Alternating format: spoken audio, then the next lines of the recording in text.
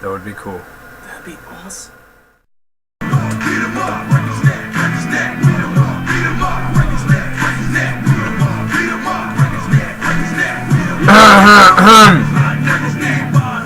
Welcome to the Chris Baxter Show, episode 5. This will be our Raw review for the week. We're not going to get SmackDown in, but the playoffs coming. I do have a douchebag calling in early. Yes, welcome to the Chris Baxter Show. Do you have a question for us? Who is this, by the way? This is Andy. Oh, hi, Andy. Oh, hi. Well, welcome to the show. You've interrupted my intro. I hope this is important. Yeah, I was just wondering, what are your Super Bowl predictions? My what? Super Bowl prediction. This is a Raw review. Oh, it's a Raw review? Yes. Now, then what are your WrestleMania predictions? CM Punk, Jericho, and I think that The Rock will have a match with John Cena. Do you think The Rock will have a match with John Cena? Yeah, it's my bold prediction. Just bold? Yes. That's a terrible prediction. No, it's not. I bet you it happens. I know it's already going to happen, that's why it's terrible. Well, that doesn't make sense. If you know it's going to happen too, then it's a pretty good prediction, right? But it's not bold then. But it is. No, it's not. That makes it... If you would have told me 2 years ago that this match would be happening, I'd have told you no. Therefore, it's a pretty good prediction. No, that's terrible. Do you have anything important to say to me right now, sir? What time is that flag football meeting? Anyways, I'm not sure exactly who that was. But we're going to bring in our guest today. As you know, he was here last week for our Raw review. Mr. Cole Cady from Fisk, Wisconsin.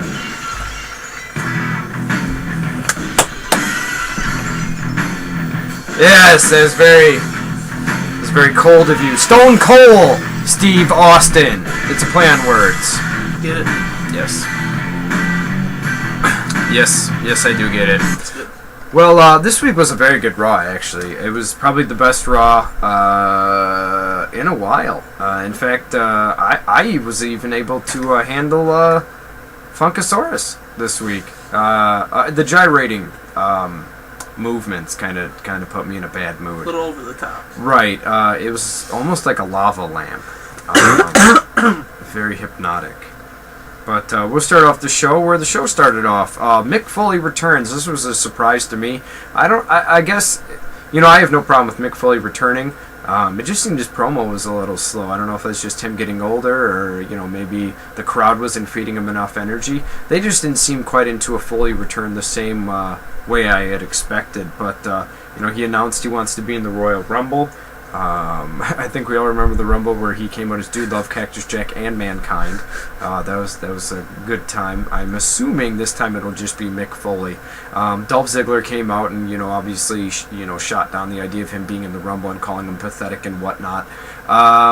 Could this be a WrestleMania match? Dolph Ziggler and Mick Foley. It gives Mick Foley an opportunity to work with one of the best young workers in the business, and it gives Dolph Ziggler a match at WrestleMania against, one of the greatest legends in the history of the WWE. I don't know how well the match would work out. I mean, their styles are kind of contrasting. Each one of them is a terrific performer in their own way, and I just don't know if their styles would mesh up that well, unless, of course, they made it some form of no disqualification hardcore match. Then, of course, that allows Mick to work his own style, and of course, Dolph Ziggler can do his own thing as well. Moving on, we have new tag team champions, Primo and Epico. They won the tag team titles at a house show against Air Boom. We now know why. Evan Bourne was suspended again, this time for 60 days. Idiot. I mean, to me, it just boggles my mind. I mean, Why do you do that? You have one of the best jobs in the world, and you're going to jeopardize it? yeah, you're finally getting a push. They're trying to revitalize the tag team division, and you get caught with, I'm assuming it wasn't steroids, because I know he was caught with Spice before. We already know he was in hot water with Triple H, so I mean, it's not like he's doing himself any favors by getting caught again. I don't know. But Primo and Epico. That should be their. That should just be their team name. There we go. I'll have to email them. By the way, their manager. What is her name? Anyways, she's very attractive for whatever race she is. She's Mexican. I don't think she's Mexican. She's Latina. She's Latina. Yeah, be respectful, you asshole. So we got new tag team champions, and it'll be interesting to see what they do with the tag team division. Now, it looks like they're going to revitalize it. Now we're going to need to team the Usos. Maybe they find a new tag team partner for Kofi Kingston, R-Truth.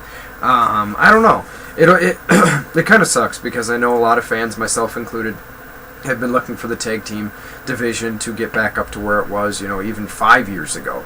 And unfortunately, this is just another setback thanks to Mr. Bourne. We also have a new United States champion, Zack Ryder, thanks to the assault from Kane. What? You said Zack Ryder's the United States champion. Yeah, Zack Ryder is not the... Jack Swagger is the new United States champion. And he got the win over Zack Ryder last night. That's why. Zack, Ryder, Swagger, those are pretty easy to confuse. No. I remember last night almost. Zack Swagger, Jack Ryder. I suppose. I mean... No. Anyway, the storyline is that Zack was too injured from Kane and not medically cleared to wrestle, and he still went ahead with it and lost the U.S. title to Jack Swagger. I'm assuming they'll have a rematch at the Royal Rumble. I almost wonder if this is punishment for Zack Ryder, because the ratings were not there in the segments that he'd been put on TV, and I think the WWE was really hoping for it. But if you want to build up a guy, a star like Zack Ryder, you don't have him lose the title a couple weeks after you win it. You don't have him running scared from Kane. You put him in matches, you have him win it. Fans aren't going to take this guy seriously if he keeps losing matches, or if he keeps acting like he's afraid of everyone. So this really didn't do him any justice. I understand he went out valiantly and fought, but he still lost the title. If you're going to put the title on Swagger, why not wait until the Rumble and have Zack Ryder, win last night with a roll-up pin? I don't know. It didn't make any sense. What did you think about the title change? I don't get why they did it so early. It makes, like you said, makes no sense. Let him wait until a pay-per-view. Wait until Royal Rumble to have him do it. Yeah. I guess one of the reasons I could see the title change happening on Raw is because, they want to have that atmosphere of anything can happen on Raw. So, but you just had new tag team champions crowned. So it's the timing just seems really weird to me. And another thing is if you're going, maybe, people are saying maybe this is the WWE's going to finally try and re-elevate Jack Swagger into the main event. And I have no problem with that. I think he's a great performer, and I think if you move Vicky away from Dolph and keep Vicky with just Jack Swagger, maybe he can climb up the ranks. But then comes John Cena. And John Cena comes out, your boy. You can't see me. I wish that was true. But Cena comes out and just whoops the crap out of Jack Swagger. So here's the guy. So that just wins the United States title, and he just gets his butt whooped by John Cena. And it's not like the match you had with Ryder was like, an Iron Man match. It was a 5-minute beatdown, where according to Michael Cole, he hit 3 gut-wrench suplexes. It's a power bomb, Michael Cole. Do your job. It's your job to know their finishing moves. That's like, do you ever notice that Randy Orton hits the scoop power slam, and Cole calls it a scoop slam? It makes me mad. That's like back in 2001, whenever Christian would hit any move, JR would call it the unprettier. It was any unique move. Close, I know it's an unprettier. Crusher, but the unprettier there. The one time kicks out. The diving reverse DDT, the reverse DDT to backbreaker, and the actual unprettier were all the unprettier. And for you noobs, the unprettier is the kill switch. For all of you that were like 5 during that time period, you missed out on a lot. And that's where these glasses are from, by the way. Except for back then, it was more of a...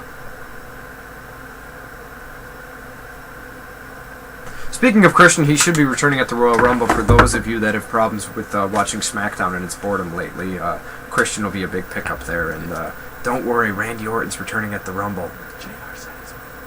JR said he's winning it after I said it. So thanks for watching the show, JR, you bastard. But seriously, thank you for watching the show. Thanks. Yeah. But, it was kind of cool seeing Cena take out this violent aggression. I think he showed signs there that he could be a seriously good heel if he went in these violent rages and just took people out. I mean, he's got the figure for it. He's an imposing body.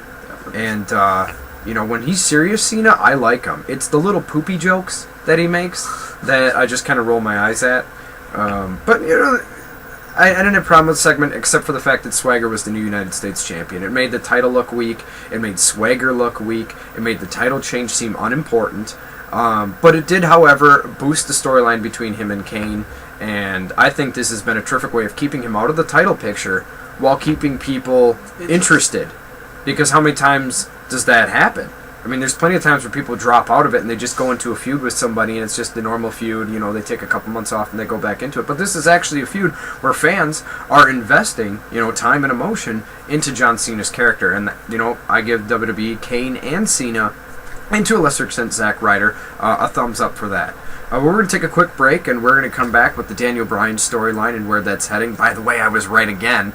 And then we'll go into some of the other smaller segments on Raw and finish up with the main event segment, which was, in my opinion, John Laurinaitis' finest work to date. And I am a fan of Mr. Excitement, and we'll be back with more excitement after this.